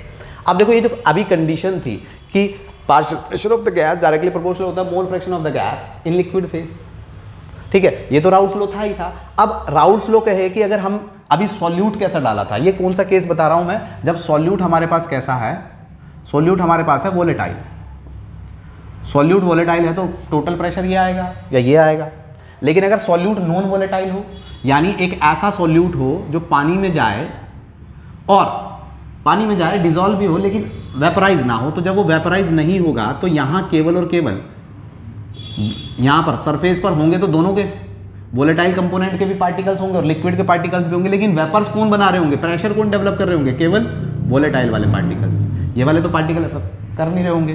तो अगर हम यहाँ देखें तो बी, सपोज करो ए के, हम कह रहे हैं ए के, ए तो था वोलेटाइल, बी वोलेटाइल नहीं है। तो जब बी वोलेटाइल नहीं है तो बी का प्रेशर कितना होगा, जब वोलेटाइल ही नहीं है, जब वो वोलेटाइल वेपर्स बना ही नहीं रहा है तो उसका प्रेशर कितना होगा, 0। पी बी का पार्शियल प्रेशर क्या होगा, प्योर प्रेशर क्या होगा, 0। और अगर 0 हुआ तो मोल फ्रैक्शन भी 0, तो ये सारा डाटा 0। तो P T is equal to क्या हो जाएगा, mole fraction of partial pressure of A into mole fraction of A. यानी नॉन वोलेटाइल सॉल्यूट के लिए ये कंडीशन लगेगी, यानी एक का सारा डाटा 0 हो जाएगा, और वोलेटाइल के लिए ये कंडीशन लगेगी या फिर ये लगेगी। तो देखा ये था राउल्ट्स लॉ, ठीक। होप आपको राउल्ट्स लॉ क्लियर हुआ होगा। Partial pressure of the gas is directly proportional to mole fraction of the gas, ठीक। और क्या डिफरेंस है ये भी मैंने आप लोगों को बता दिया। इसके बाद राउल्ट्स लॉ के बाद जब बारी आती है तो आगे हम लोग राउल्ट्स लॉ से चलेंगे। तो इससे आगे हम डिस्कस करने वाले हैं क्या, कॉलिगेटिव प्रॉपर्टीज। और कॉलिगेटिव प्रॉपर्टीज से पहले अब जो हम डिस्कस करेंगे वो होगा हमारा आइडियल सॉल्यूशन और नॉन आइडियल सॉल्यूशन। तो 2 मिनट में पहले आइडियल और नॉन आइडियल को डिस्कस कर लेते हैं, फिर आगे बढ़ रहे हैं कॉलिगेटिव प्रॉपर्टीज की तरफ, ideal and non ideal solution. तो समझिए ideal and non ideal, simple कहें तो एक ऐसा सॉल्यूशन जो विच फॉलोज राउल्ट्स लॉ, जो राउल्ट्स लॉ को फॉलो करता है, विच फॉलोज राउल्ट्स लॉ।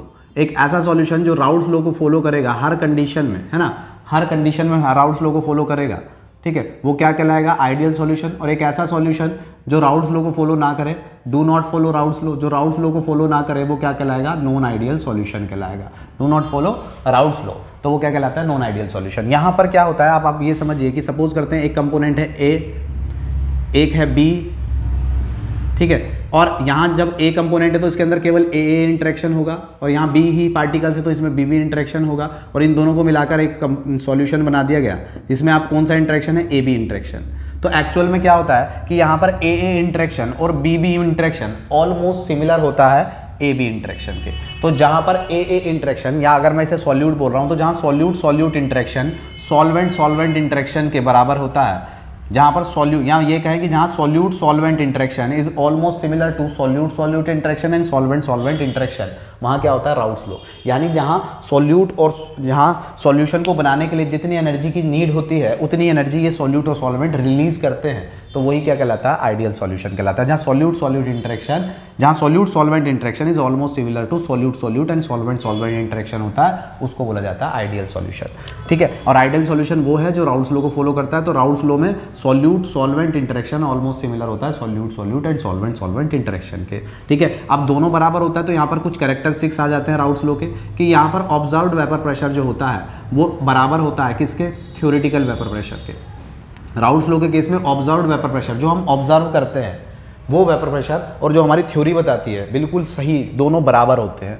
ठीक है, दूसरा केस यहाँ पर एंथैल्पी चेंज, एंथैल्पी चेंज का मतलब कि यहाँ पर सॉल्यूट और सॉल्वेंट के बॉन्ड टूटने में और सॉल्वेंट सॉल्वेंट के बॉन्ड बनने में एनर्जी में ऑलमोस्ट टोटल चेंज क्या आता है, जीरो। यहाँ पर कोई चेंज नहीं आता है, जितनी एनर्जी बनने में रिलीज होती है उतनी ही एनर्जी टूटने में लगती है, तो एनर्जी में कोई चेंज नहीं आता है। यहाँ del H mixing enthalpy change zero होता है। यहाँ पर वॉल्यूम मिक्सिंग, वॉल्यूम मिक्सिंग भी क्या होता है राउल्ट्स लॉ के लिए आइडियल सॉल्यूशन के वॉल्यूम मिक्सिंग में क्या होता है जीरो। यानी जितना वॉल्यूम हम ए का लेते हैं जितना वॉल्यूम हम बी का लेते हैं इन दोनों का सम ही हमारे सॉल्यूशन के बराबर होता है। तो यहाँ पर वॉल्यूम मिक्सिंग भी हमेशा क्या रहता है जीरो, एंथैल्पी चेंज यहाँ क्या रहती है जीरो, ऑब्जर्व्ड वेपर प्रेशर हमेशा थ्योरेटिकल वेपर प्रेशर के बराबर होता है।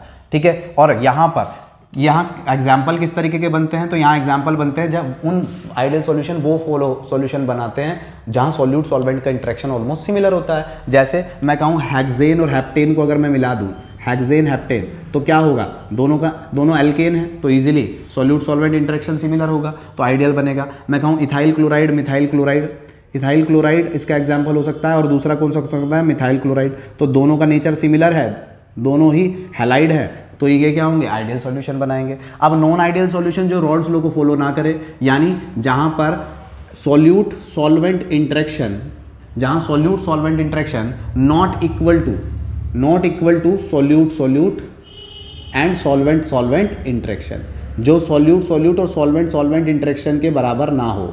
ठीक है, या फिर हम कहें कि जो राउल्ट्स लॉ को फॉलो ना करे ऐसा सॉल्यूशन, जो राउल्ट्स लॉ को फॉलो ना करे वो नॉन आइडियल सॉल्यूशन। और डेफिनेशन वाइज कहें तो क्या, जहां सॉल्यूट सॉल्वेंट इंटरेक्शन सिमिलर ना हो सॉल्यूट सॉल्यूट इंटरेक्शन के या सॉल्वेंट सॉल्वेंट के इंटरेक्शन के, यानी या तो उससे ज़्यादा हो या उससे कम हो, तो वहाँ क्या लगता है नॉन आइडियल सॉल्यूशन का केस लगता है। अभी जो नॉन आइडियल सॉल्यूशन का केस है फर्दर दो पार्ट में बांटता है, पॉजिटिव डेविएशन और नेगेटिव डेविएशन। अब पॉजिटिव डेविएशन और नेगेटिव डेविएशन में हम क्या कहते हैं कि एक ऐसा पॉजिटिव डेविएशन का मतलब जहाँ सॉल्यूट सॉल्वेंट इंटरेक्शन वीकर हो, जहाँ सॉल्यूट सॉल्वेंट इंटरेक्शन क्या हो वीकर हो, वो क्या कहलाता है पॉजिटिव डेविएशन कहलाता है। जहाँ सॉल्यूट सॉल्वेंट एक दूसरे में अच्छे से मिक्स ना हो, अब जब अच्छे से मिक्स नहीं होंगे तो इसका मतलब क्या है, जहाँ सॉल्यूट और सॉल्वेंट का नेचर अच्छे से बहुत अच्छा नहीं है तो वो क्या कहलाएगा पॉजिटिव डेविएशन कहलाएगा। अब पॉजिटिव डेविएशन में कैसे एग्जांपल आएंगे, जो एक दूसरे के बिल्कुल अपोजिट हो। जैसे मैं कहूँ वाटर प्लस बेंजीन, वाटर में अगर मैं बेंजीन मिलाता हूँ तो ये क्या करेंगे, ये बहुत अच्छे से मिक्स नहीं होंगे, और अगर बहुत अच्छे से मिक्स नहीं हुए तो ये क्या होगा पॉजिटिव डेविएशन होगा। इसी तरीके से नेगेटिव डेविएशन के केस में कहें जहाँ सॉल्यूट सॉल्वेंट इंटरेक्शन क्या होता है स्ट्रॉन्गर, बहुत स्ट्रॉन्गर होता है किससे, सॉल्यूट सॉल्वेंट इंटरेक्शन यहाँ क्या होता है सॉल्यूट और सॉल्वेंट से बहुत स्ट्रॉन्ग होता है, यानी बहुत ज़्यादा अच्छे से मिक्स हो जाते हैं, तो वो क्या कहलाते हैं नेगेटिव डेविएशन करते हैं। नेगेटिव डेविएशन में इसका एग्जांपल क्या होगा, इसका एग्जांपल ऐसे मॉलिक्यूल्स होंगे जो बहुत अच्छे से बॉन्डिंग बना सकते हैं, तो वो क्या कहलाते हैं नेगेटिव डेविएशन का एग्जांपल होता है।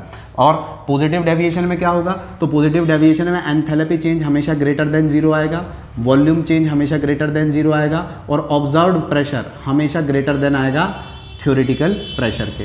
वहीं पर नेगेटिव डेविएशन के केस में एंथैल्पी चेंज हमेशा लेसर देन जीरो होगा, वॉल्यूम मिक्सिंग हमेशा लेसर देन जीरो होगी, और ऑब्जर्व्ड वेपर प्रेशर हमेशा कम होगा थ्योरेटिकल वेपर प्रेशर से। ग्राफिकल जब हम इसको दिखाते हैं तो ग्राफिकल आप लोगों ने देखा होगा कि कुछ इस तरीके से, हम देखो आइडियल सॉल्यूशन के लिए ग्राफ कुछ इस तरीके से खींचता है, आइडियल सॉल्यूशन के लिए। पॉजिटिव डेविएशन के लिए हम इन सारे ग्राफ को ऊपर की ओर बना देते हैं,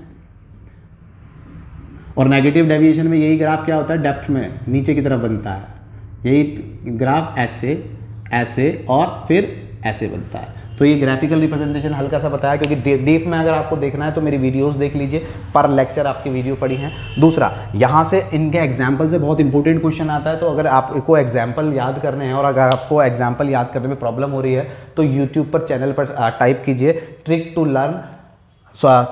learn example of ideal and non ideal solution by Mayank Nagpal, या फिर इंस्पायर फॉर यू, या चैनल पर जाकर आप सर्च कर लीजिए तो आपको ये वाली वीडियो मिल जाएगी जहाँ ट्रिकी वे में कैसे एग्जाम्पल याद किए जाते हैं वो भी आपको पता है। उसके बाद बच्चों यहाँ पर ही बारी आती है एजियोट्रॉप्स की, कि व्हाट आर एजियोट्रॉप्स। तो एजियोट्रॉप्स क्या होते हैं उसको समझ लेते हैं। एजियोट्रॉप्स क्या होते हैं जरा समझिए कि एजियोट्रॉप्स एक बाइनरी मिक्सचर होता है। एजियोट्रॉप एक तरीके का बाइनरी मिक्सचर होता है। एजियोट्रॉप एक तरीके का बाइनरी मिक्सचर होता है जिसमें वेपर फेज में और लिक्विड फेज में, जिसका वेपर फेज में और लिक्विड फेज पे क्या होता है, टेम्परेचर बॉइलिंग पॉइंट क्या होता है, कांस्टेंट। बॉइलिंग पॉइंट क्या होता है, कांस्टेंट। तो वो क्या कहलाता है, वेपर फेज और लिक्विड फेज में बॉइलिंग पॉइंट जब कांस्टेंट हो जाता है तो वो क्या कहलाते हैं, एजियोट्रॉप, बाइनरी मिक्सचर। देखो ये कब बनते हैं, यानी हमने क्या किया, दो कंपोनेंट्स को डाला, यानी हमने पानी में एसिड डाला, सपोज कर रहे हैं, ठीक है, एसिड डाला, और एसिड डालते डालते डाइल्यूशन करते करते एक कंडीशन ऐसी आई जहां पर लिक्विड फेज में भी उसका वेपर प्रेशर बराबर है और बॉइलिंग पॉइंट बराबर है, और वेपर फेज में भी बॉइलिंग पॉइंट बराबर है। तो ऐसा सॉल्यूशन क्या कहलाता है, एजियोट्रॉप मिक्सचर कहलाता है। तो एजियोट्रॉप मिक्सचर्स जो होते हैं बाइनरी मिक्सचर्स होते हैं जिनका लिक्विड और वेपर फेज में बॉइलिंग पॉइंट क्या होता है, कांस्टेंट होता है। अब एजियोट्रॉप बेसिकली दो तरीके के हो जाते हैं, एक मिनिमम बॉइलिंग एजियोट्रॉप और दूसरा होता है maximum boiling azeotrope. Minimum boiling azeotrope और मैक्सिमम बॉइलिंग एजियोट्रॉप को अगर आपको समझना है तो आप समझिए कि minimum boiling azeotrope just like the positive deviation, और maximum boiling azeotrope just like the negative deviation.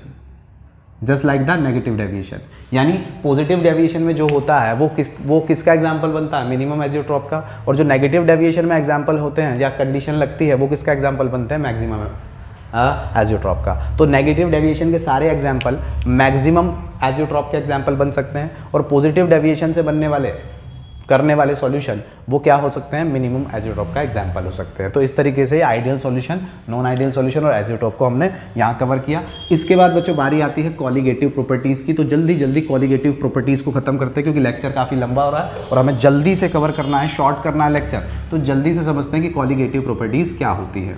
तो कॉलीगेटिव प्रॉपर्टीज़ की बच्चों जब बात आती है तो कॉलीगेटिव प्रॉपर्टीज़ में हम कहेंगे कि कॉलीगेटिव प्रॉपर्टीज़ वो होती है विच डिपेंड्स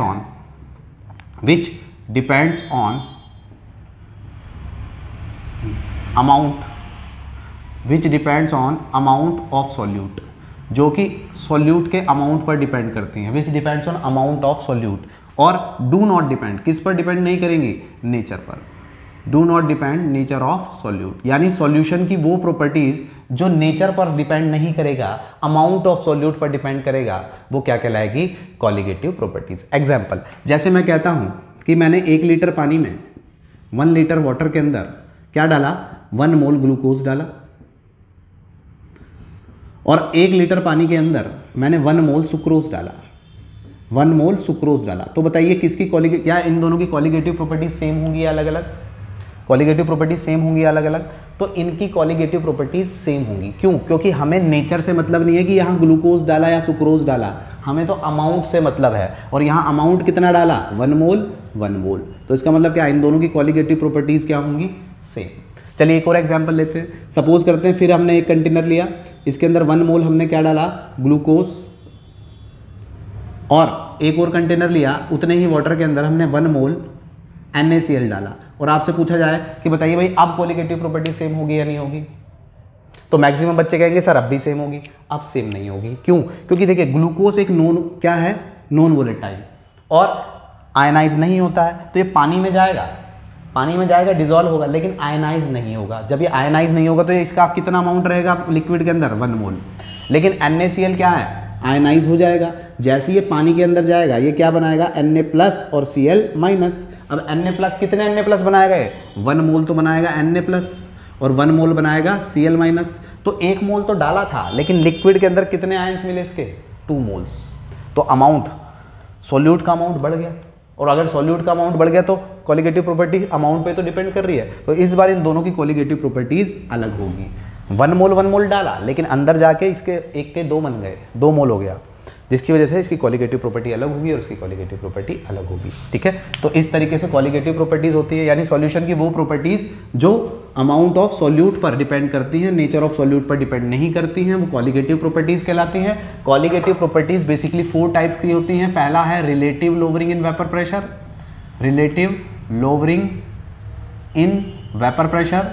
दूसरी होती है बच्चों elevation in boiling point, elevation in boiling point.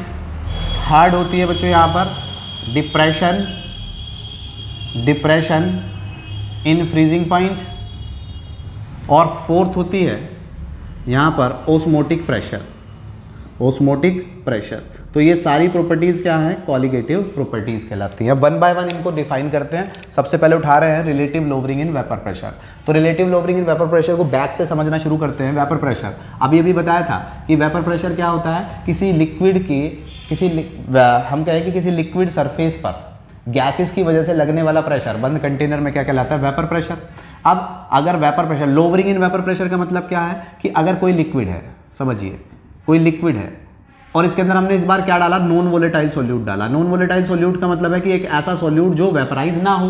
देखो मिक्स तो होगा लेकिन वेपर्स नहीं देगा। अब मिक्स होगा वेपर्स नहीं देगा तो यहाँ भाई सरफेस पर दोनों के सॉल्यूट और सॉल्वेंट दोनों के पार्टिकल्स होंगे। लेकिन ये जो मैं डार्क कर रहा हूँ ये किसके हैं, सॉल्यूट के पार्टिकल्स है, और सॉल्यूट है नॉन वोलेटाइल, तो ये तो वेपर्स बनाएगा नहीं, तो केवल यही वेपर्स बनाएंगे। और पहले क्या था, पहले प्योर सॉल्वेंट था, पहले केवल प्योर पानी था, तो यहाँ पर किसके सरफेस पर किसके पार्टिकल होंगे, सारे पानी के। और पानी के होंगे तो ये सब क्या करेंगे, सारे के सारे यहाँ प्रेशर डेवलप करेंगे। और यहाँ प्रेशर डेवलप करेंगे तो यहाँ प्रेशर क्या था, ये प्योर वाटर था तो PA0 यानी सॉल्वेंट का प्रेशर था ये। अब जो है ये सॉल्वेंट का प्रेशर तो नहीं क्योंकि ये सॉल्यूशन बन चुका है, लेकिन सॉल्यूशन में एक कंपोनेंट कैसा है, नॉन वोलेटाइल, जो प्रेशर डेवलप ही नहीं कर रहा है। तो यहाँ जो प्रेशर आएगा, सॉल्यूशन का जो प्रेशर आएगा, यहाँ जो प्रेशर मेजर होगा वो इसके कंपैरिजन में क्या होगा, कम। यानी ये वाला प्रेशर ज़्यादा होगा, ये वाला प्रेशर कम होगा। क्यों, क्योंकि यहाँ पर सारे पार्टिकल सरफेस पर किसके हैं, प्योर सॉल्वेंट के, और वो वोलेटाइल नेचर का है। यहाँ पर आधे पार्टिकल तो नॉन वोलेटाइल सॉल्यूट के हैं, वो तो प्रेशर डेवलप करेंगे ही नहीं, तो इस बार प्रेशर यहाँ कम होगा। तो सॉल्यूशन का प्रेशर कम होगा और सॉल्वेंट का प्रेशर ज़्यादा होगा। तो इसी को बोलते हैं नॉन क्या, lowering in vapour pressure. Lowering in vapour pressure का मतलब कि किसी प्योर सॉल्वेंट के अंदर जब एक नॉन वोलेटाइल सॉल्यूट डाल दिया जाता है तो सॉल्यूशन का वेपर प्रेशर सॉल्वेंट के, प्योर सॉल्वेंट के वेपर प्रेशर से कम हो जाता है, और उसी को बोला जाता है लोवरिंग इन वेपर प्रेशर। यानी सॉल्वेंट का वेपर प्रेशर ज़्यादा होता है किससे, सॉल्यूशन के वेपर प्रेशर से। ये सॉल्यूशन का वेपर प्रेशर है, और इसी के डिफरेंस को क्या बोला जाता है, ये जो डिफरेंस आएगा this is lowering in vapour pressure. अब हमें क्या पढ़ना है, relative lowering in vapour pressure. अब इसका रिलेशन डेवलप करना है। तो रिलेशन डेवलप करने के लिए जब इस लोवरिंग इन वेपर प्रेशर को बच्चों, जब इस लोवरिंग इन वेपर प्रेशर को, राउल्स ने कहा कि जो लोवरिंग इन वेपर प्रेशर होता है, अगर आप इसको डिवाइड कर दो किससे, प्योर सॉल्वेंट के वेपर प्रेशर से, तो वो डायरेक्टली प्रोपोर्शनल होता है मोल फ्रैक्शन ऑफ सॉल्यूट के, और इसी को बोला गया lowering in, relative lowering in vapour pressure. यानी आपने लोवरिंग इन वेपर प्रेशर को जब रिलेटिवली देखा तो रिलेटिवली देखने पर यह पता लगा कि ये lowering in vapour pressure directly proportional किसके होता है, मोल फ्रैक्शन ऑफ सॉल्यूट के। और मोल फ्रैक्शन ऑफ सॉल्यूट के, तो हमने इसका इन दोनों में रिलेशन देखा, किसका, लोवरिंग इन वेपर प्रेशर का और प्योर सॉल्वेंट का। तो लोवरिंग इन वेपर प्रेशर और प्योर सॉल्वेंट का जो वेपर प्रेशर आता है, जो डाटा आता है, वो हमेशा किसके बराबर होता है, मोल फ्रैक्शन ऑफ सॉल्यूट के। और इस फॉर्मूले इसे बोलते हैं relative lowering in vapour pressure. ठीक है, relative lowering in vapour pressure. ठीक है, तो ये हो गया हमारे पास। तो ये था relative lowering in vapour pressure. ठीक, अब relative lowering in vapour pressure के बाद ये फॉर्मूला हमारे पास आ गया। इसके बाद हम बात करते हैं कि elevation in boiling point. Elevation in boiling point का मतलब बॉइलिंग पॉइंट का बढ़ना। अब एलिवेशन इन बॉइलिंग पॉइंट का बढ़ने का मतलब है कि हमारे पास कोई प्योर सॉल्वेंट था जिसका बॉइलिंग पॉइंट मैं कह रहा हूँ कि TB0 था। मैंने इसके अंदर एक नॉन वोलेटाइल सॉल्यूट ऐड कर दिया। तो नॉन वोलेटाइल सॉल्यूट ऐड करने पर क्या होगा कि नॉन वोलेटाइल सॉल्यूट ऐड करने पर इस बार जो सॉल्वेंट, देखो ये प्योर सॉल्वेंट था, प्योर सॉल्वेंट में सपोज करते पानी था, तो पानी का TB0 कितना होगा, 100 डिग्री सेल्सियस बॉइलिंग पॉइंट। अब इस पानी के अंदर मैंने क्या किया, एक नॉन वोलेटाइल सॉल्यूट डाल दिया, यानी NaCl डाल दिया। नॉन वोलेटाइल सॉल्यूट है, नॉन वोलेटाइल सॉल्यूट है, तो क्या हुआ, नॉन वोलेटाइल सॉल्यूट डालने पर इस बार क्या होगा, देखो पहले पानी को कितना चाहिए बॉयल होने के लिए, 100 डिग्री सेल्सियस। लेकिन कुछ बॉइलिंग पॉइंट, कुछ टेम्परेचर तो कौन खा जाएगा, कुछ टेम्परेचर कौन कंज्यूम कर लेगा, नमक के पार्टिकल्स। और सपोज करो मैंने इसको 100 डिग्री सेल्सियस ही दिया, लेकिन 100 डिग्री सेल्सियस में पानी को कितना मिला 98। 2 डिग्री सेल्सियस किसने कंज्यूम कर लिया NaCl ने। अब पानी को बॉयल होना है तो कितना चाहिए, उसे तो 100 चाहिए। तो अगर मैं इसको फिर मुझे 2 डिग्री और देना पड़ेगा, तो मैं 100 तो दूंगा पानी को, और 2 मिल गया, 2 कंज्यूम कर लिया NaCl ने, तो इसके पास टोटल कितना पहुंचा 102। हुआ या नहीं हुआ। तो इसका मतलब क्या है कि जब एक नॉन वोलेटाइल सॉल्यूट किसी प्योर सॉल्वेंट के अंदर डाला जाता है तो सॉल्वेंट का वेपर प्रेशर कम होता है और सॉल्यूशन का वेपर प्रेशर बढ़ जाता है। और सॉल्यूशन के वेपर प्रेशर का बढ़ना जितना बढ़ता है उसी को क्या बोला जाता है, एलिवेशन इन बॉइलिंग पॉइंट। ठीक है, तो एलिवेशन इन बॉइलिंग पॉइंट को किससे रिप्रेजेंट करते हैं, डेल टीबी से। और यहाँ पर डेल टीबी कैसे निकाला जाएगा कि सॉल्यूशन का जो बॉइलिंग पॉइंट होता है, अगर उसमें से हम प्योर सॉल्वेंट के बॉइलिंग पॉइंट को घटा दें तो जो आता है उसी को क्या बोला जाता है, एलिवेशन इन बॉइलिंग पॉइंट। अब एलिवेशन इन बॉइलिंग पॉइंट, देखो ये एलिवेशन हुआ क्यों, ये एलिवेशन हुआ एक नॉन वोलेटाइल सॉल्यूट डालने पर, यानी elevation in boiling point del TB directly proportional to क्या है, कॉन्सेंट्रेशन ऑफ सॉल्यूट के। कॉन्सेंट्रेशन ऑफ सॉल्यूट के है तो अब सॉल्यूट के टर्म में कौन सी कॉन्सेंट्रेशन लें, कॉन्सेंट्रेशन तो मोलैलिटी भी होती है, मोल फ्रैक्शन भी होती है, तो कॉन्सेंट्रेशन वो लेंगे जो क्या होगी, जो टेम्परेचर इंडिपेंडेंट हो। तो टेम्परेचर इंडिपेंडेंट कौन सी कॉन्सेंट्रेशन होती है, मोलैलिटी। तो ये डायरेक्टली प्रोपोर्शनल टू मोलैलिटी हो गया। प्रोपोर्शनलिटी के साइन को हटाने के लिए हम क्या लाते हैं, एक constant that is Kb into M. अब Kb क्या है यहाँ पे, इसे बोलते हैं molal elevation constant, molal elevation constant बोल दो आप इसे, या फिर इसका एक और नाम होता है इबुलियोस्कोपिक कांस्टेंट, क्योंकि मोलैलिटी है तो मोलैलिटी के लिए अभी हमने एक फॉर्मूला डिराइव किया था, तो del T B is equal to K B into W B into 1000 upon M B into W A, ये भी कर सकते हैं, इंटू डब्ल्यू ए भी कर सकते हैं। तो ये हो गया हमारा elevation in boiling point. Means एक नॉन वोलेटाइल सॉल्यूट डालने पर जो भी सॉल्यूशन का प्रेशर टेम्परेचर बढ़ता है उसी को बोला जाता है एलिवेशन इन बॉइलिंग पॉइंट। अब जब एलिवेशन इन बॉइलिंग पॉइंट भी कंप्लीट हो जाता है, अच्छा यहाँ से कुछ और बातें बात कर लेते हैं। कुछ और बातें क्या, कि जैसे आपसे पूछेगा भाई Kb के लिए यूनिट बता दो, तो फॉर्मूला क्या है, Kb del T V is equal to K B into M है। तो Kb के लिए यूनिट क्या बनेगी भाई, del T V upon M, और Tb क्या है, टेम्परेचर। तो टेम्परेचर को हमने अगर केल्विन में लें, मोलैलिटी क्या होती है, मोल पर केजी, तो यूनिट क्या बन जाएगी, केल्विन केजी पर मोल। तो ये बन जाती है Kb की यूनिट। ठीक, तो इस तरीके से एलिवेशन इन बॉइलिंग पॉइंट भी कंप्लीट हो जाता है। फॉर्मूलाज आपको दे दिए। फिर बारी आती है डिप्रेशन इन फ्रीजिंग पॉइंट की। डिप्रेशन इन फ्रीजिंग पॉइंट का मतलब क्या है कि बच्चों देखो, डिप्रेशन इन फ्रीजिंग पॉइंट का मतलब है कि अगर हम प्योर सॉल्वेंट के अंदर, प्योर सॉल्वेंट है और इसका फ्रीजिंग पॉइंट मैं कह रहा हूँ कि TF0 है, TF0 यानी अगर पानी है और इसका फ्रीजिंग पॉइंट कितना होगा, 0 डिग्री सेल्सियस। अब मैंने क्या किया, इसके अंदर एक नॉन वोलेटाइल सॉल्यूट डाल दिया। नॉन वोलेटाइल सॉल्यूट डालने पर ये एक सॉल्यूशन बन गया। अब ये जो सॉल्यूशन बन गया तो अब इसका फ्रीजिंग पॉइंट कितना होगा, तो इसका फ्रीजिंग पॉइंट अब कम हो गया होगा। यानी अगर पहले जो प्योर वाटर 100 डिग्री सेल्सियस और 0 डिग्री सेल्सियस पर फ्रीज हो रहा था, अब ये सॉल्यूशन जब इसमें एक नॉन वोलेटाइल सॉल्यूट डाल दिया तो ये सॉल्यूशन 0 पर फ्रीज नहीं होगा, अब ये -2 या -1 पर कुछ और कम हो जाएगा, पर फ्रीज होगा। तो जितना ये कम हुआ है, जितना ये यानी नॉन वोलेटाइल सॉल्यूट डालने पर इसका फ्रीजिंग पॉइंट और डाउन गया है, वही क्या कहलाता है, डिप्रेशन। डिप्रेशन मीन कम होना, डिप्रेशन इन फ्रीजिंग पॉइंट। तो अगर किसी सॉल्वेंट के अंदर एक नॉन वोलेटाइल सॉल्यूट डाल दिया जाता है तो सॉल्वेंट का जो फ्रीजिंग पॉइंट होता है वो क्या होता है, वो ज़्यादा होता है, और सॉल्यूशन का फ्रीजिंग पॉइंट उससे भी कम हो जाता है। नॉन वोलेटाइल सॉल्यूट डालने पर सॉल्यूशन का फ्रीजिंग पॉइंट सॉल्वेंट के फ्रीजिंग पॉइंट से कम हो जाता है, और उसी को जितना वो कम होता है उसी को बोला जाता है डिप्रेशन इन फ्रीजिंग पॉइंट, यानी डेल TF से रिप्रेजेंट करते हैं। और del TF is equal to होता है TF0 माइनस TF, क्योंकि यहाँ सॉल्वेंट का फ्रीजिंग पॉइंट हमेशा ज़्यादा होता है और सॉल्वेंट का फ्रीजिंग पॉइंट कम होता है एक नॉन वोलेटाइल सॉल्यूट को डालने के लिए। लेकिन अब हम बात करें फिर दोबारा वही कि ये जो फ्रीजिंग पॉइंट में चेंज आया है वो किसकी वजह से आया है, तो कॉन्सेंट्रेशन ऑफ सॉल्यूट की वजह से आया है। और कॉन्सेंट्रेशन ऑफ सॉल्यूट में कौन सा टर्म लेंगे, तो सॉल्यूट के लिए कौन सा टर्म लेंगे, मोलैलिटी। तो del TF directly proportional to molality हो जाएगा, और del TF is equal to फिर प्रोपोर्शनलिटी कांस्टेंट लाएंगे तो KF इंटू एम हो जाएगा। तो TF के लिए फॉर्मूला ये आ गया, TF के लिए फॉर्मूला ये आ गया। यूनिट दोनों की सेम बनेगी TF KF की, ठीक है। और मोलैलिटी के लिए फिर दोबारा हम डेरिवेट कर सकते हैं क्या, del TF is equal to KF into WB into 1000 upon MB into WA। तो ये हो गया डेल TF के लिए कंडीशन। ठीक है। तो एक नॉन वोलेटाइल सॉल्यूट डालने पर सॉल्यूशन का जितना फ्रीजिंग पॉइंट और कम हो जाता है सॉल्वेंट के कंपैरिजन में, उसी को बोला जाता है, उसी डिफरेंस को बोला जाता है डिप्रेशन इन फ्रीजिंग पॉइंट। ऐसा कहाँ देखने को मिलता है आपको? तो ऐसा देखने को मिलता है अगर आप पहाड़ों पर जा रहे हो और आपकी गाड़ी, आप ऐसी जगह पर गाड़ी चला रहे हो जहाँ पर 0 डिग्री सेल्सियस है, तो क्या होगा, आपकी गाड़ी में एक रेडिएटर होता है और उसमें पानी भरा होता है, रेडिएटर फ्रीज होने की संभावना। और अगर आपका गाड़ी का रेडिएटर फ्रीज हो गया पानी की वजह से, तो कम टेम्परेचर की वजह से, तो आपकी गाड़ी चलनी रुक जाएगी। तो आप उसमें एक ऐसा नॉन वोलेटाइल सॉल्यूट डाल दो जो कि उसके बॉइलिंग पॉइंट को, उसको फ्रीजिंग पॉइंट को कम कर दे, तो आपकी गाड़ी चलती रहेगी। ठीक है। तो इथाइलिन ग्लाइकोल कुछ इसी तरीके का एक नॉन वोलेटाइल सॉल्यूट भी होता है।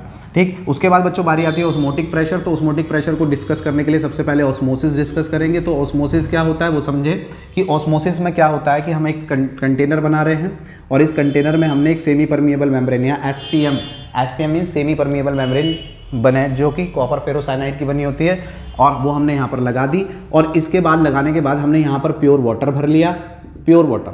ठीक है। यहाँ पर क्या है, प्योर वाटर, यानी सॉल्वेंट है, केवल वाटर है और कुछ नहीं है, सॉल्वेंट है।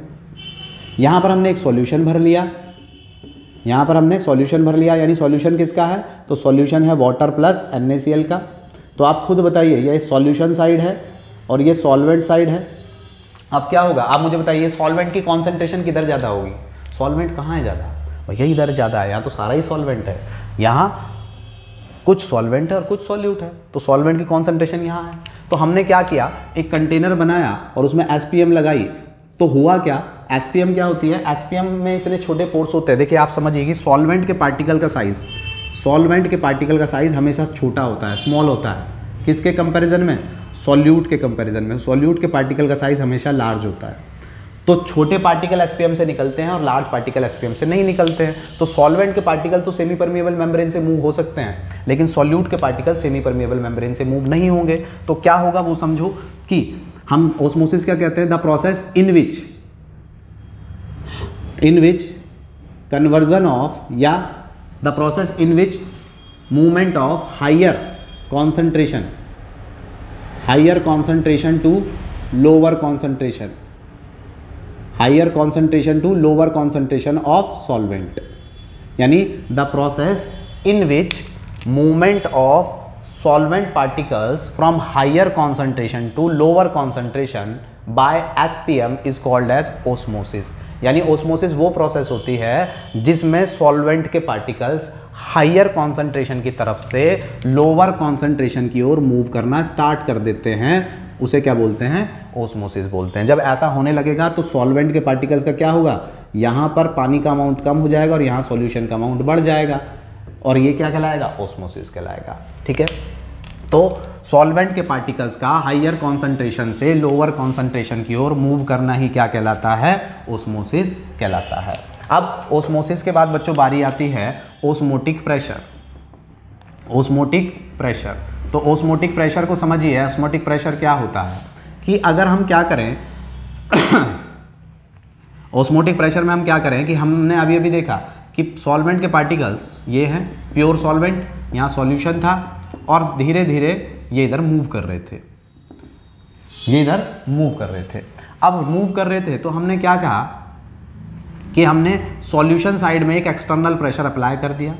The external pressure applied from the solution side to prevent the flow of solvent particles from solvent to solution. यानी हमने एक एक्सटर्नल प्रेशर, सॉल्यूशन साइड में एक ऐसा एक्सटर्नल प्रेशर लगाया जितने प्रेशर पर ये जो सॉल्वेंट के पार्टिकल्स इधर से इधर मूव हो रहे थे, अब वो सॉल्वेंट के पार्टिकल्स इधर से इधर मूव होना बंद हो गए, यानी वो पार्टिकल्स रुक गए, ना इधर मूव हो रहे हैं ना इधर मूव हो रहे हैं। तो जिस प्रेशर पर सॉल्वेंट के पार्टिकल्स सॉल्यूशन के पार्टिकल्स की ओर मूव होना बंद कर देते हैं थ्रू एसपीएम, वो क्या कहलाता है, osmotic pressure. The external pressure applied from the solution side which prevent the flow of solvent particles from solvent higher concentration to lower concentration, that is called osmotic pressure. यानी एक ऐसा pressure जिस पर solvent के particle solution side में जाना, higher concentration से lower concentration की ओर जाना रोक जाता है, वो क्या कहलाता है, ओस्मोटिक प्रेशर कहलाता है। ओस्मोटिक प्रेशर के केस के बाद एक और कंडीशन लगती है यहाँ पर, रिवर्स